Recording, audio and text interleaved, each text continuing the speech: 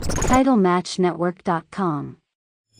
What turned me off was I said to Eric, I'm not a junior heavyweight. He goes, no, you're a cruiserweight. I said, no, I don't want to be labeled cruiserweight, junior heavyweight, whatever. He goes, why not? I said, that's a first match guy. I want to wrestle Hogan or Sting, main event guys. He goes, Hogan's planned out for 2 years and Sting planned out for 2 years and you're not involved. I said, no way I'd be involved. He says, no way. I said, all right.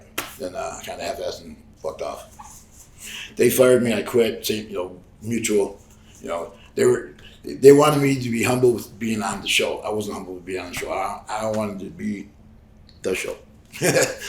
And you'd already proven yourself at this point. I thought I did. I didn't think my size mattered at that point, but he wanted to make cruiserweights. I didn't want to be a cruiserweight. Cruiserweight is the kiss of death. You never make it to the main event. Now, Benoit, Guerrero broke their rule, but they didn't do that before that, Yeah. Look at Mysterio. He's heavyweight champion, all on and off. 10 years, 15 years ago, that was unheard of, a guy that size. You had to be a cruiserweight. Be lucky you're on the first match. Fuck that, I'll be the first match if you want to pay me like the last match. Yeah. But the last match is my goal. Not necessarily the goal, but every wrestler's goal should be the main event someday. And this guy says, I'll never be the main event. That's, well, fuck. Not for you then. I'll be maybe somewhere else. They already put a cap on me before I even got there. He ain't getting no higher than this. He's fucking cruiserweight. I didn't like that. Yeah. You had a ceiling immediately. And I had a fight to get table and this and that. I had a fight to get. I had to round up all that shit myself, and that was never easy for me. It was always made it hard for me, and it was too much work to try to do it their way. They stifled me too much, Anyways, they wanted me to be a cruiserweight, and I didn't want to, or a junior heavyweight. Either way, I might be sized that way, but my heart's a heavyweight. Yeah, and you were in heavyweight in the main events of the ECW shows, and Yeah, but not with Hogan on the show. I understand Hogan's bigger than I am, but I could, if a little help, I could be almost up there. If they let me wrestle him back in '95 or '96, it would have elevated him. But he got elevated anyways with the NWO. But it would have elevated him and me if he did a little bit of my shit like Terry Funk did.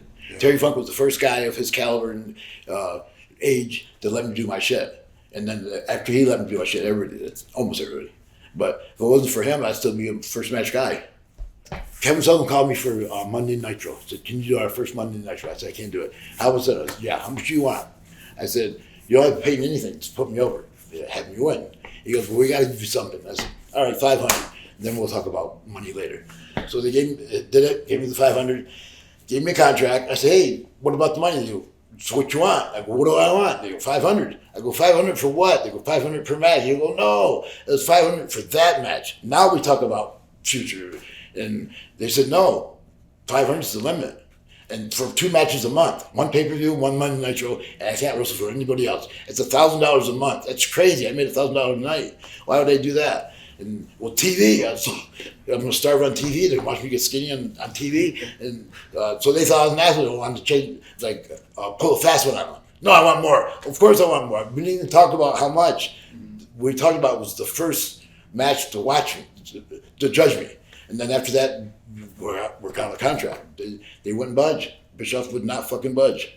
He says, take it or leave it.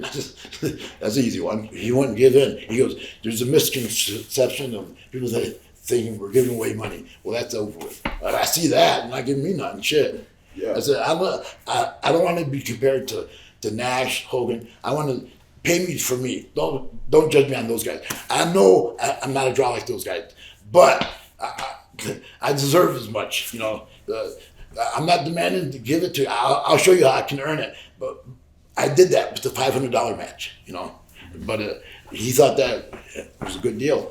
That's crazy. So I double-crossed him. I did an ECW run-in, and Nancy was there, Kevin Sullivan's wife, ex-wife. And she goes, what are we going to do? Are you going to call Kevin or I am? I said, how will you? Don't call anybody. So Eric Bischoff kept the promo on the hotline.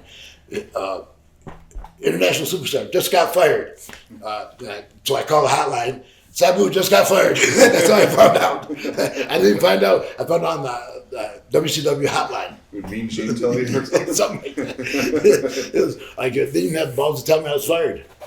But I quit. It was mutual, you know. They didn't want to pay me, and I didn't want to work for free. You know, that's when I came back to ECW the first time. I double crossed ECW one time and did a Japanese day over their day. So Paul fired me. This was a comeback 3 months later. So it was a huge reaction. I didn't make a lot of money though, but they paid me more than Bischoff did. You know? Yeah. Everybody paid me more than Bischoff did. Was it just one of those things you guys, you know? It was where I said earlier, junior heavyweight thing. You only paid so much. You're junior heavyweight. Heavyweight's different pay scale. Bullshit. That's how I thought. And even they said, Benoit only makes 500 a match. I said, fuck Benoit. He works every day here. He's lucky. I don't work every day. I agreed to 2 matches a month, but I didn't agree to $500. You know, that was crazy. TitleMatchNetwork.com